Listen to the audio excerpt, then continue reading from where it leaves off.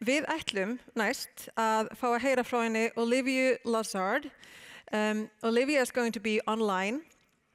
I heard from Olivia for the first time last year when I was at the World Circular Economy Forum.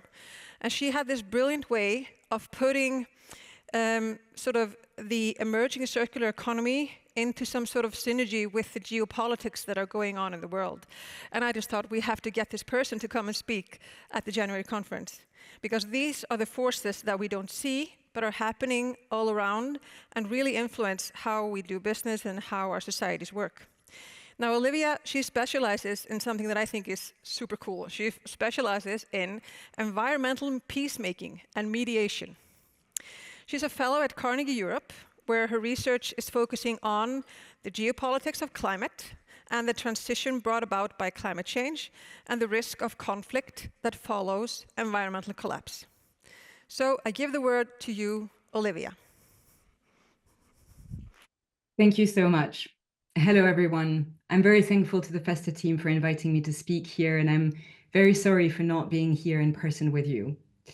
I care very much about being in this room, albeit remotely, because Iceland is gaining in strategic importance, and it has a subtle yet very crucial role to play as the world goes about the trajectory it is currently embarking upon. I'll explain why in a minute by essentially trying to take you through a journey of understanding how supply chains connect with geostrategic battles and competition, and how all of this plays out against the background of a climate-disrupted world. This is the first thing to actually focus upon. We have already crossed the 1.5 degree threshold without so much as a whisper. This has implications essentially for how the world will go about its business within the next decades. The first things that one needs to focus on when understanding the implications of climate change is three factors that will profoundly affect the way in which we live as humans, but also how we conduct business. The first thing that we tend to understand intuitively about climate change is that obviously it brings about a lot of different shocks. We're seeing it across the world between fires, droughts, and flooding, right? Or storms. But this is usually the tip of the iceberg that people tend to stop at. I want to take you to two further dimensions of change that climate change is bringing upon us. The second one is that we're going to face forces of structural scarcity, particularly around water. By 2030, the UN estimates that demand for water will outstrip supply by about 40% globally. This has major implications, not just in terms of human livelihoods, of human rights, of habitable spaces, but also in terms of inputs for business. Any sector relies on water, not just agriculture. We're talking about industrial actors. We're talking about technological actors. So what we can expect going forward is more inflationary pressures traveling through supply chains. We're already seeing it, and the previous speaker mentioned it already, via the Panama Canal, which has been undergoing a tremendous drought over the last 4 or 5 years. And now there is essentially a number of different issues in terms of the trade passages that are affected and that are repercuted on supply chains and on prices going forward. And it has connections with the way that President Trump has essentially been talking about acquiring or reacquiring the Panama Canal to try and essentially sort of keep a sense of control over a specific strategic passage within the world. The third thing that I want you to focus on when it comes to climate change is the fact that over time, we're going to see more and more effects in terms of the movement of natural resource distribution, water, arable land, as well as species. Certain parts of the world are likely to experience difficulties in terms of habitability, and therefore in terms of productivity, as well as in terms of being the kind of markets that will remain vibrant. We're seeing more and more essentially sort of low signals, particularly around specific type of species movement in the marine world, but also in the avian world, moving both up north and down south. It indicates essentially that the world, the global ecosystem, is already trying to adapt to a changing climate from a global perspective, and that economies will follow. Those that understand this process will be able to indeed build more resilience along their supply chains and along their business models. Now, the thing to understand as well is that we don't just have a problem with climate change. We have a problem with a number of other multiple ecological crises at planetary levels. We have essentially already crossed 6 out of 9 planetary boundaries when it comes to planetary ecology. We've crossed the green waters crisis. We've crossed the biodiversity crisis. It corresponds to the collapse, the 6th extinction of biodiversity. We've crossed a threshold in terms of pollutants, which are infecting or integrated within all fabrics of life, from the atmospherics to the biology of humans and other species, right? And what this picture tells you is that essentially our industrial and the way in which we function from a global industrial economic perspective is overloading essentially ecological systems with a number of different factors that are decreasing its resilience on the one hand, and when combined with the effects of climate change, create a picture where we have less resilient ecological carrying capacity to support human livelihoods and to support complex civilizations and complex interdependencies globally. This is the planetary backdrop that we have now walked into. It is called the Anthropocene. And as we've crossed a number of thresholds, we have also been accelerating, especially since the beginning of the 2000s, into the 4th industrial revolution. And the 4th industrial revolution has 2 legs. The first one is decarbonization.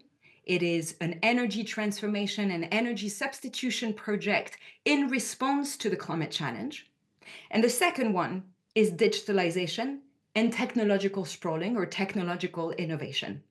It refers essentially to the rise of technologies such as artificial intelligence, biotechnologies, robotization, and a number of different technological innovations that are supposed to transform the way in which our global economic fabrics and structures function so as to accelerate essentially the curve of human innovation and human progress. What decarbonization and digitalization have in common are essentially critical raw materials. A number of different supply chains whose demand is growing exponentially. We're talking about old metals, such as copper, for example, that facilitate electrification, and new types of minerals and metals such as lithium, cobalt, graphite, rare earths. They've been in use in the past, just not quite at the level that we are now seeing in terms of demand growth, right? And if we are facing an exponential curve of demand, that means that we're facing a predicament where we need more mines. Benchmark Minerals, for example, estimates that we will need between 290 new mines to about 380 new mines for battery-related components and for copper by 2035. This is within 10 years, knowing that obviously mines take about 10 to 15 years on average in order to become operational. So this is a tremendous challenge. But I want to take you to ground zero, essentially, of this challenge, which is mining, and where exactly new mines may open. This map shows you with the green dots where deposits for critical raw materials that are needed for decarbonization and digitalization are located. Outside of China, Australia, the US, and Canada, and Russia, I want you to notice that there is a belt of green circles between Latin America, Africa, Central Asia, and Southeast Asia. This is where essentially the new frontiers of mining are likely to operate. And in the background, in red and brown shades, you see a number of different countries showing up as red or highlighted, essentially. This highlight shows you where fragility and corruption indexes rank the highest. This map shows you that essentially we're pushing into new extractive frontiers in countries that tend to not rank very highly in terms of respect for human rights, in terms of transparency, in terms of democratic and political accountability, and where there are risks essentially from a political and economic nature that may impact supply chains and that may create difficult relationship at times between demand countries, mostly located in the global north, and countries of the global south. The other map that I want to attract your attention to is essentially the bottom map here. Countries showing up in red and orange, which you will notice are essentially the same as the map before, right? Latin America, Africa, Southeast Asia. These countries are climate vulnerable with less of a propensity to be able to adapt to the climate challenge coming our way. Where extractive industries take place, they tend to essentially diminish or contract even further the ecological carrying capacity. They tend to cause more water stress, which is likely to play within the climate adaptation challenges that these countries suffer from, especially at a time when climate finance is not coming to them in the right volumes and with the right type of mechanisms that help to deliver on human, national, and ecological security. And the other thing, obviously, that we know from IPCC reporting is that the less there is an adaptation potential, the more there tends to be problems over time of political governance, which already sort of creates a bit of a toxic cycle compared to the index that I showed you before regarding corruption and fragility indexes. And the last map that I want to show you is indeed this map, which represents the global regeneration priority areas. You will notice again that red and yellow dots show up in Latin America, in Africa, in Southeast Asia. These are the places where technically we should be investing into complex regeneration, into ecological protection, in order to keep a balance between industry-based climate responses and nature-based climate responses. And what we're seeing through those maps is that increasingly we may be facing a conflict in terms of where industry needs to go in order to get its raw materials, to build decarbonization systems, and to build the frontier of new technological systems, and with nature. Those ecosystems are not just important for carbon sequestration, they're essential essentially for the future of climate stabilization. These maps gives you a sense of the risks that we're facing. The last thing that I will notice, and that you may recognize also because you are where you are, is that a number of industrial actors who are conscious of the risks involved in terrestrial mining are now saying, we're going to go and look into the deep seas. And we know that Norway last year tried to green light a number of exploration for industrial mining within the deep seas in the area that connects the Norwegian peninsula to the Svalbard archipelago, east of Iceland. This is an area that corresponds very neatly with the northern tip of the Atlantic meridional returning circulation system, a key element of climate stabilization and of, sort of water distribution across the globe. If any type of pollutant gets, sort of distributed out of mining, it will get distributed across the globe via the AMOC system, and it will potentially collapse adaptation niches where fish are going now in the future, which is obviously of incredible importance for all the Nordic countries, including Iceland, but more largely, essentially, for the rest of the world as we go indeed into a world which is climate disrupted. Against this background, and I will very quickly finish on that, we're seeing an incredible amount of geopolitical competition to gain access to mining concessions, to processing capacities, and to the technologies that come out of those different minerals in the form of semiconductors, microchips, laptops, data centers, solar panels, wind turbines. China is a country that is top of the list when it comes to investing within mining concessions across the world. We now know that over the last 2 decades, China has invested over $56 billion in order to cement essentially its dominance over critical raw material supply chains that are the input going into technological dominance and therefore into power dominance, into normative dominance going forward. But China is not the only country that is essentially sort of trying to position its pawns within the power competition of the future. Russia is another one. Russia is a country that is now looking towards the Arctic to gain access not just to the northern trading route, but also to oil and gas fields as well as critical raw materials. The alliance of China and Russia is now sending the US, the European Union, and a number of countries into a set of panic, trying to look for diversified sources of critical raw materials across the world, and therefore driving their attention towards countries that were mentioned in the maps before in Latin America, Africa, Southeast Asia, and Central Asia. These countries are the arbiters of the power transition and the arbiters essentially of the future of climate resilience and climate adaptation. They hold the keys essentially to the future of our normative world and the way in which we will operate from a geoeconomic and geopolitical world. The trouble is that at the moment, a number of different competitive factors are essentially being played outside of accountable systems, of transparent systems. We're seeing essentially a lot of political predation and economic predation connecting Russia and China to countries of the global south. And we're now seeing essentially the return of imperialism in the US. We're seeing the order that was created at the end of the Second World War literally crumbling on the back of new technological innovation and new energy system transformations that are changing the foundations of geoeconomic interdependencies and norms.